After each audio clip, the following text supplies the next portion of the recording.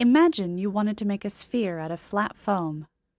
You would need to create pattern pieces. But how do you figure out what shape the pattern pieces are? One way to visualize this is to take an orange, subdivide it into 8 equal pieces, and then cut through the peel along those lines. You now have 8 pattern pieces which are roughly the same shape and size and each lay flat. The height of each petal is half the circumference of the sphere, and the width is 1/8 the circumference. But what if you wanted to create a pattern based off of a drawing, without first having a 3D model? Or if you wanted to create a more complicated shape than a sphere, what if you wanted to create, say, a peanut?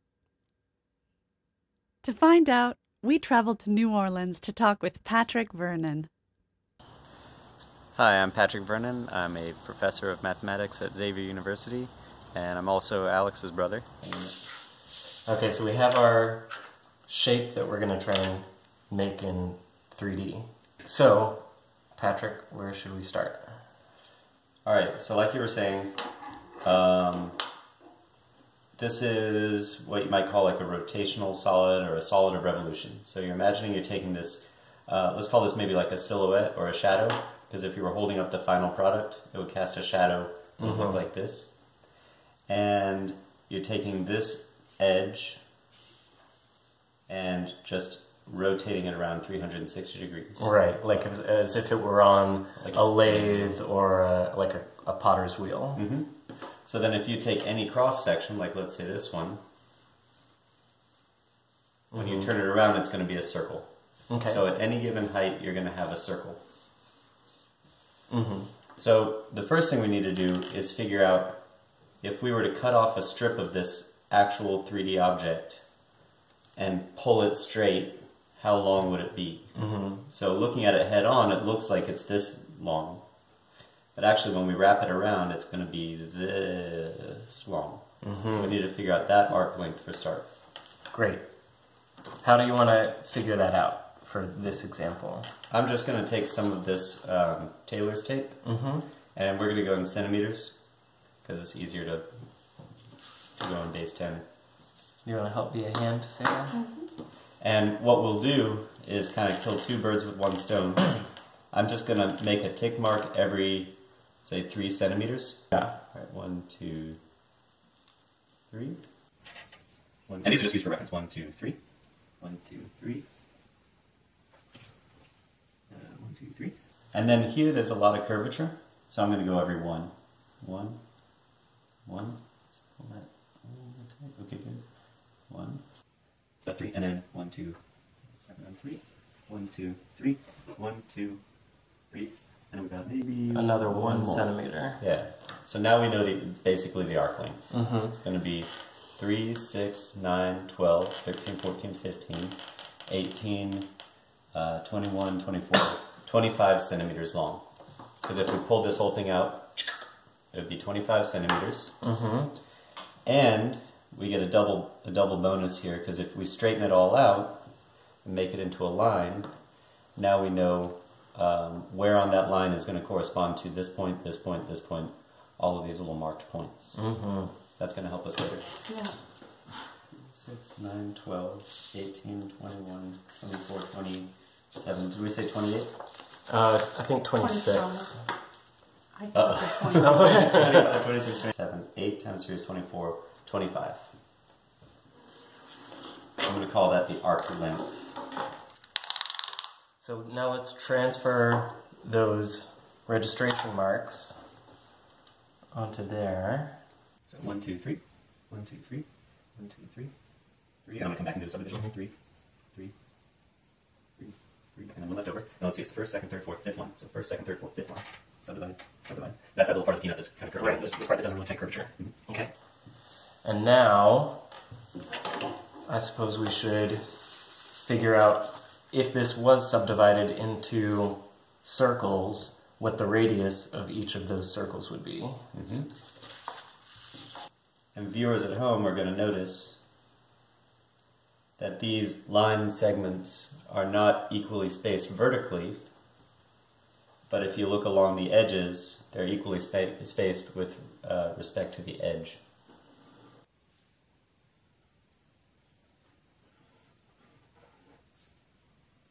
So if you have a part that's going out a whole lot that way, you're going to have a lot of lines that are close together. If you have a part that's going very much this way, you're going to have lines that are further apart. That one? No, straight up.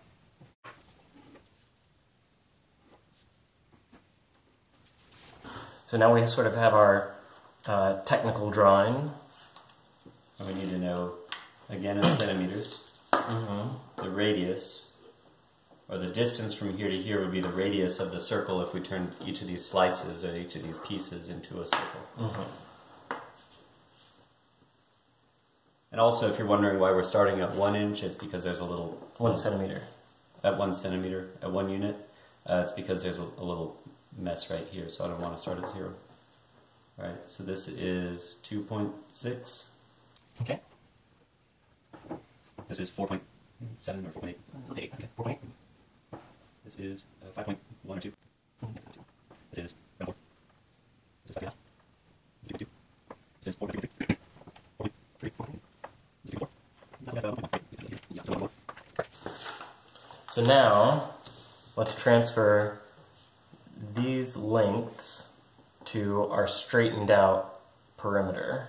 Right, but they're not going to be this long anymore. Imagine that this whole thing is the shadow of a solid, and now we're talking about the solid again.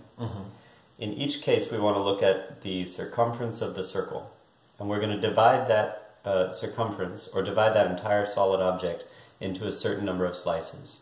And for this project, we're going to divide it into 8 slices. So we need to know, for each of these circles, what is the circumference divided by 8. So the formula we're going to use is, we know the radius, and we know for any circle the circumference is just 2 pi times the radius, but we want the circumference divided by the number of slices. Let's call that n. So we want 2 pi r over n. So for each of these numbers, we're going to multiply by 2 pi and divide by 8, or if you want to simplify it, it's really just multiply by pi over 4. That's what we're going to do to each of these numbers to figure out how far we're going in both directions. That's a mistake that we had made last night. We had gone that far in one direction, so it ended up being twice as wide as it needed to be. Right. So we got the whole thing in 4 slices instead of 8. Alright, first number is about 1.0. This point right here is this, which is a radius of 0, right? Yeah. So we need to start measuring on this point. Right. Right? Okay. And what was that measurement? 1. 1? So you're going to go 1 in each direction. Or if you just want to go 1 in one direction, we could fold it. The next one is 1.9. 1.9. I think I'll just do in one direction. Okay.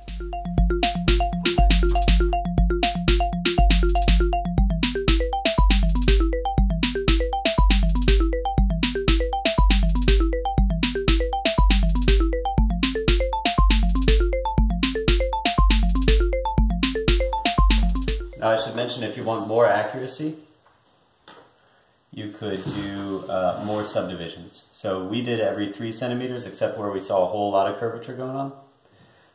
You could do every centimeter, or you could do 100 subdivisions. The more of these you have time to do, the better it's going to look in the end. But you want to take a look at where you have your minima, your maxima, and your inflection points, because that's where this thing is going to probably look the least like a line.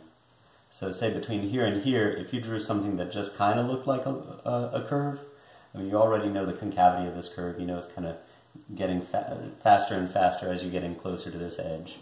But here the concavity is kind of changing. So we might have even wanted to put a little tick mark right here. We have a tick mark here, so that's good. But over here we have a general shape, and it would be pretty easy just to kind of eyeball it. So let's sort of hand sketch in, kind of connect the dots, creating a smooth curve. Okay. And you know what else is interesting? In this case, because we have just a little circle here and a big circle here, when you're finding these radii, it comes from the formula of a sphere. So each of these radii is going to be based on a sine curve. So that's why those of you who are familiar with these common functions, this part looks kind of like a sine curve. This part looks like maybe a smaller sine curve.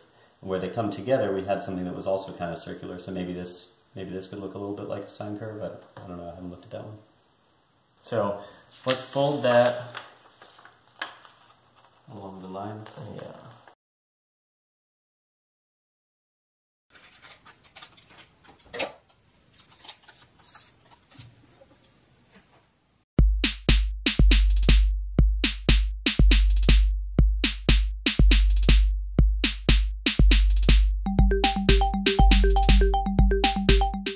Oh, another thing I forgot to mention while we were discussing all of this stuff.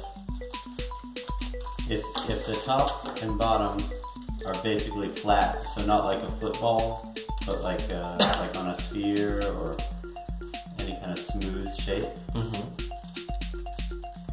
then this angle and this angle ought to be 1/n of 360 degrees. And being the number of slices that we're using? Yeah. So in this case, they should be about 45 degrees. So if you put two together, you should get about a 90-degree angle.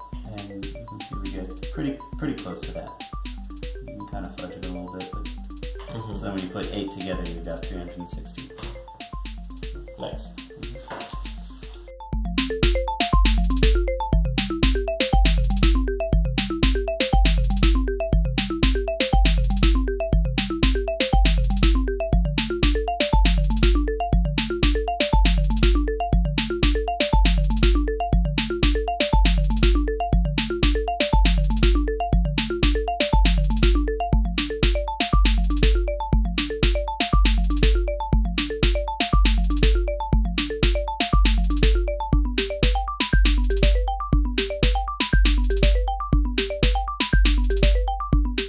Nice. So now, let's do Hey Peanuts. Yeah. If you haven't got a Hey Peanut, a Hey Peanut will do. If you haven't got a Hey Peanut, God bless you.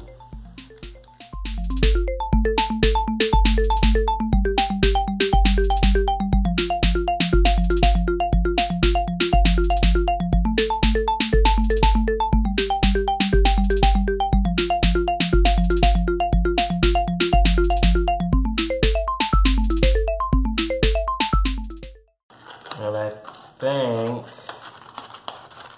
we have our peanut.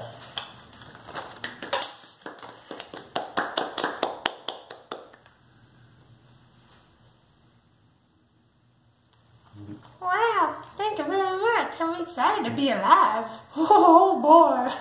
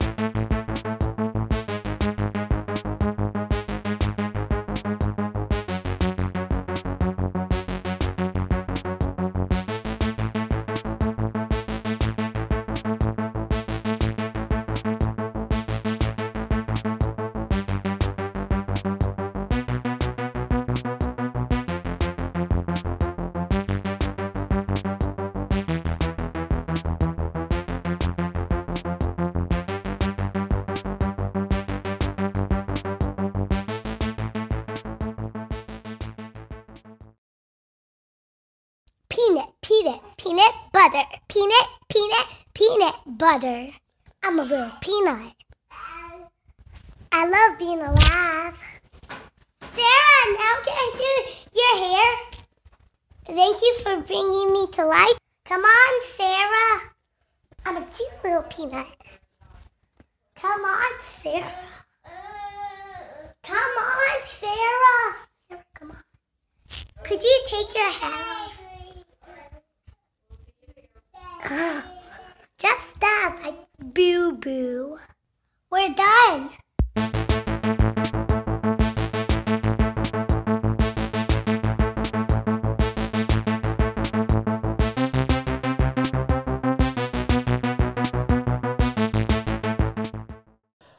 So I have a few questions that would be fun for the viewer to explore. What we did was we basically made a function from this picture to this picture. And you should always be able to start with a picture here, as long as this side matches this side, and create something like a solid of revolution, like the kind that we made, by converting a whole bunch of these lengths into lengths on these strips. And it should be just a nice simple formula in addition to figuring out these different parts on the arc length. So my question is, if we can map any picture here to a strip, 3 questions. 1, are there any strips that can't be produced, and what do those look like? So basically, we can't turn it around backwards. Like if I just draw an arbitrary strip and start pasting them together, is it always going to give me a solid of revolution, or are there some cases where I can't paste them together, or are there some cases where if I pasted them together it would not have a symmetry? The second question is, there are some cases where we would have 2 different looking shapes here that would map to the same strip. And to imagine that, just take this peanut and poke the top of his little head in. That's a different looking shape, but it's got exactly the same strips because we didn't change any of this paper. So going from here to here, it's not a one-to-one function. And I would also guess that it's not an on-to function, meaning there are some things here that nothing over here would ever get to. Mm-hmm. And then the third question, and I think it's related to the on-to question, is going from here to here, this seems to be the steepest parts. And this is about 45 degrees, because 45 times 8 is 360. And if you made more strips, this would be narrower. And it never seems to get steeper than that. So are there any strips over here where that angle is going to be more than 360 over n? So in this case, more than 45 degrees. Could I ever make a strip that comes out and is like a 60-degree angle and then comes back? Good questions. What does the peanut think? I think that maybe the viewer at home should try it out. Hey, I like when you rub my head. Thanks, Olmsted. Thank you, Patrick. You're welcome, Peanut. Thank you, Daddy Alex. Oh, you're welcome, Peanut. Okay, time for your nap. Okay, Daddy. I love you. I love you too, Peanut.